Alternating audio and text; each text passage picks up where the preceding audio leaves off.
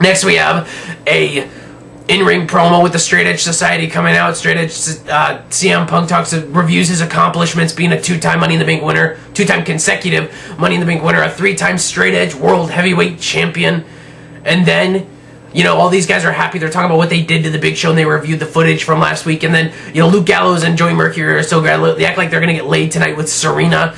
And they just, you know, and all of a sudden CM Punk just reprimands them for being happy because they're just failures.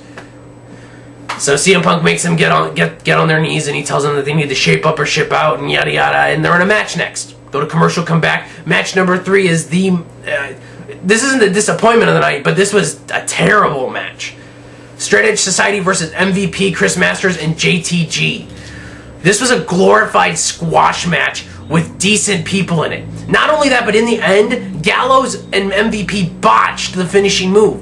MVP fell back too soon, and Luke Gallows didn't get his leg up high enough. So, like, you could see he missed the boot completely. And he got the 3 count. In the end, well, what happened in the end was, you know, CM Punk, MVP went to go back off the ropes, and then CM Punk kicked him in the back of the head. Luke Gallows hit that botched boot and got the 3. There was nothing else beside that in this match that was even notable. MVP and JTG were the only people in the match. Chris Masters, I don't even think was in the match. CM Punk wasn't even in the match. I don't even know why he was in this match. He has an arm in a sling with his t-shirt on. You know he's not wrestling. So why the heck is he on the... It should have been a tag team match with MVP versus JTG. I like Masters. He's okay, but there was no point to him being there. There's no point to Punk being there. Punk's injured. He had surgery. He needs to just stay out of the way and just be on the ringside. Let's go to the Ranger ranking calculator, find out what I gave this match.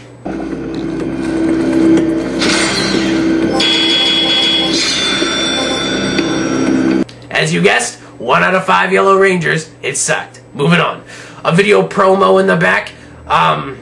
Cody Rhodes' grooming tips, where he tells us how to pluck our eyebrows and groom our eyebrows and whatever. He doesn't even really show us how to do it or anything. He just says you can, he shows us pictures of nasty eyebrows, and then you can pluck it and do whatever.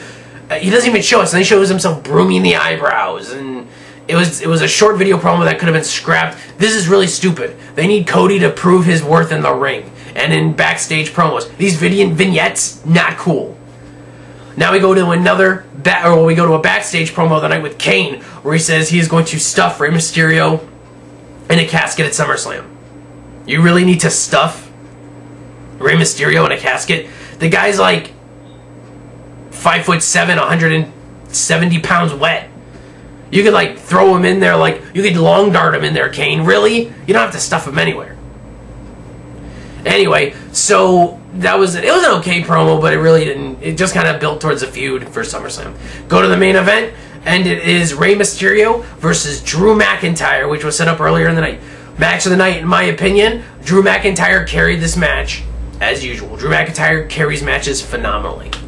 The match starts off with Rey Mysterio playing the speed game and gets Drew McIntyre all frustrated. Finally, Drew McIntyre catches up with him, hits the ground and pound game, and he just dominates Rey for 5-10 minutes. I mean, this match I think was 15 minutes long, and most of it was Drew McIntyre dominating. Rey Mysterio getting offense in every now and then. Okay, they go towards the outside. Rey Mysterio hits a nice Hurricane Rana on Drew McIntyre on the outside. And while they're on the outside, Drew McIntyre launches Rey Mysterio in the air and makes him land on the commentary table. It looked like it hurt. It really sucked. In the end, Drew McIntyre was going to reverse to 619, he moved out of the way, and Rey Mysterio then springboarded off the ropes onto his shoulders for a victory roll position, rolled around into a sunset flip, and got the 3. Rey grabs a mic, just as he was, and he said something in Spanish. I'm guessing he was going to say who the perpetrator for Undertaker was, but Kane comes out with a casket, and as he's walking down to the ring, Drew McIntyre jumps Rey from behind, beats the mess out of, well, not really beats the mess, just clubs him from behind, and Kane gets in the ring. Rey Mysterio gets startled. He goes to roll outside the ring. He almost rolls inside the casket, so, we don't even have to wait for SummerSlam. And then Rey Mysterio limps up the ring because his knee is about destroyed. Or, I'm sorry, they're saying that his ankle is still injured from Swagger, but we all know his knee is completely, like, destroyed from all the wear and tear. Rey Mysterio says that the person who put The Undertaker in the vegetative state was Kane. Duh. Kane freaks out and he looks up towards the sky and he gets on his knees and he's either crying or being stupid. I don't know, whatever. But, yeah, so, oh, I forgot. Let's go to the Ranger ranking calculator to find out what the main event ranked.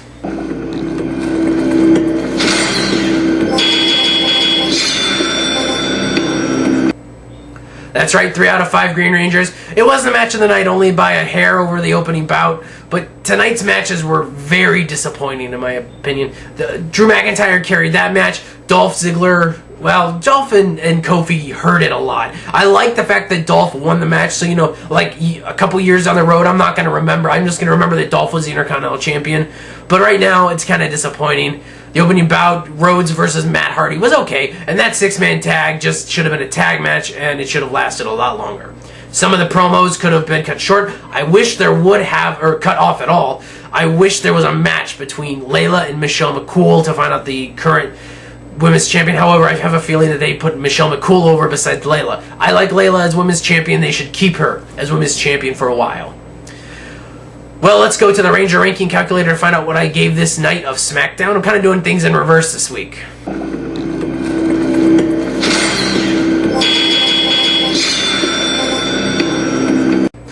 That's right, 2 out of 5. As I said, it wasn't a horrible night, but it definitely under-delivered in my book. This is more like a pay-per-view, like a SmackDown before pay-per-view.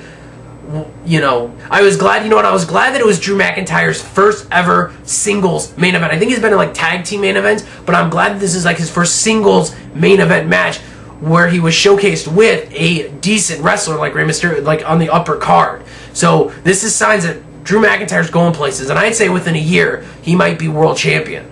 I'm hoping. Drew McIntyre would make a great world champion. However, I'm enjoying Kane as world champion right now, and his feud with Rey Mysterio is alright. I just think that Rey Mysterio needs to take time off and fix up that knee. Anyway, I guess that's it for this week's review of SmackDown. Don't forget to check out WrestlingRevolution.com. You can join us for our Monday night chats live during Monday Night Raw in the Turnbuckle Lounge. I'm Grumpy Cheeto, and I am